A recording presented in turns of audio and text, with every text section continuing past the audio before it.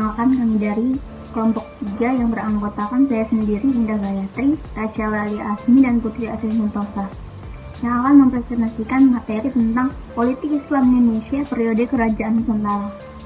Di kalangan para pakar terjadi perbedaan pendapat yang masuknya Islam ke Indonesia. Ada beberapa teori yang berkembang dalam masalah-masalah ini. Pertama, teori yang menyebarkan bahwa Islam masuk pertama kali ke Indonesia pada abad ke-12 dari Gujarat dan Malabar, bukan dari Persia atau Arabia. Teori ini dikembangkan oleh Pineapple pada tahun 1572 dan didukung oleh umumnya sarjana-sarjana Belanda seperti Snodgrass, Mollett, dan Morrison. Adapun Morrison menyatakan bahwa Islam masuk Indonesia dibawa oleh para pedagang dari pantai Semandel atau pantai timur India. Dua, teori yang dikembangkan oleh S.K. Fatimi yang menyatakan bahwa Islam datang dari Bengal. Ia berargumentasi bahwa kebanyakan orang terkemuka di Pasai adalah orang-orang Bengali atau keturunan mereka. Islam muncul pertama kali di Semenanjung Malaya pada abad ke-11 Masehi adalah dari pantai timur, bukan dari barat atau Malaka, melalui Kanton, Phan Rang, Vietnam, Leran, dan Terengganu. Teori ketiga menyatakan bahwa Islam datang ke Indonesia langsung dari Arab, tepatnya di Hadramaut. Teori pertama kali diungkapkan oleh Crawford 1820 dan didukung oleh Salomon K.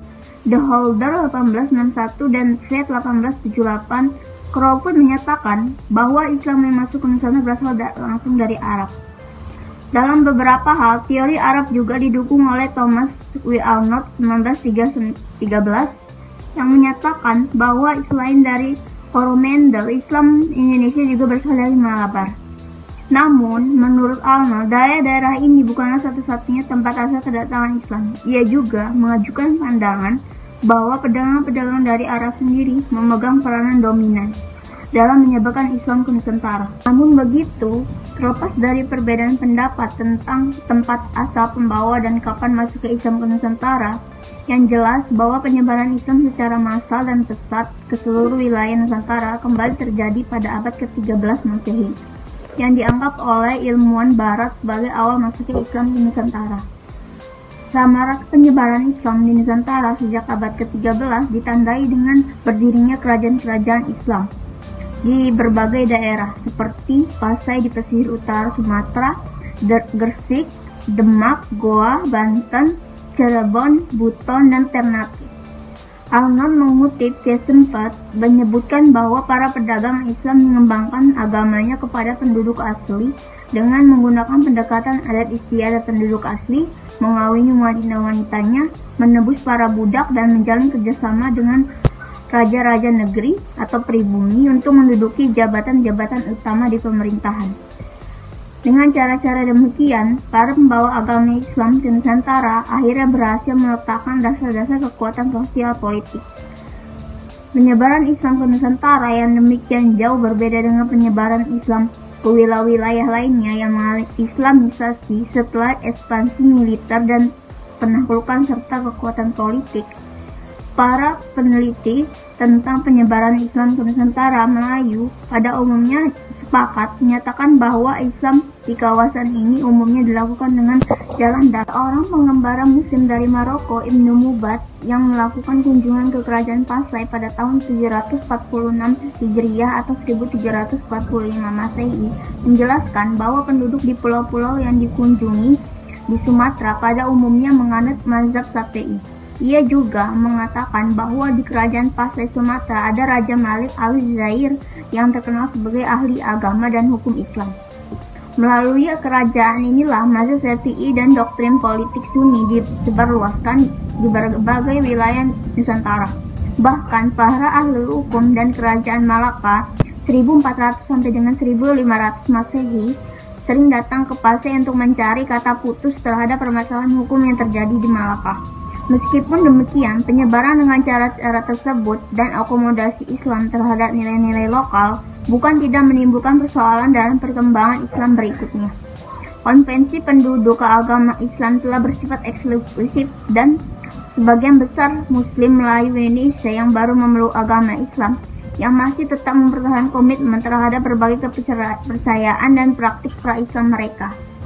Pada abad ke-16 hingga ke-18, pertentangan yang mengenai sejarah perjalanan umat Islam ke Nusantara, kadang-kadang pertentangan ini pun menjurus ke persoalan-persoalan politik. Hal ini sejalan dengan kesimpulan Tony Hajon seperti dikutip Mazar. Ia beranggapan bahwa persaingan ini telah bercampur dengan persoalan politik.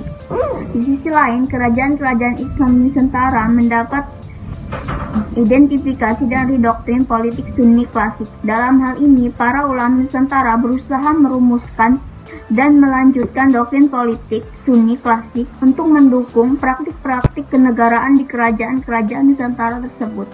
Kitab-kitab klasik seperti Hikayat Raja-Raja, Fasai, Tajul Salatin, dan Bustan al-Salatin adalah contoh bagaimana doktrin politik Sunni berkembang dalam mendukung kekuasaan raja. Pentingnya posisi ulama di kerajaan-kerajaan Nusantara memiliki arti bahwa Islam memegang peranan penting dalam proses politik dan pengambilan keputusan.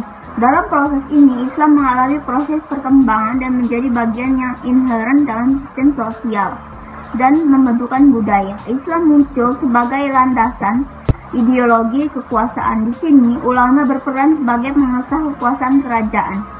Dalam Taja As-Salat menjelaskan bahwa nubuwah dan kerajaan nabi dan raja adalah ibarat sebuah cincin dengan dua permata yang harus dipelihara.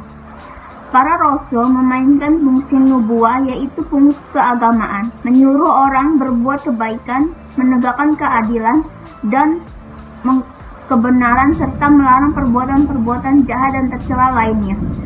Sementara hukimah atau kerajaan memainkan fungsi politik, menjaga manusia dari segala bentuk kejahatan dan kewenang-wenangan.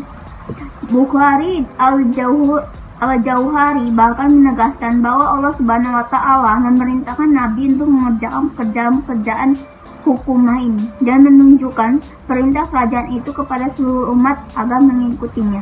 Sekian presentasi dari kelompok kami. Saya akhiri. Wassalamualaikum warahmatullahi wabarakatuh.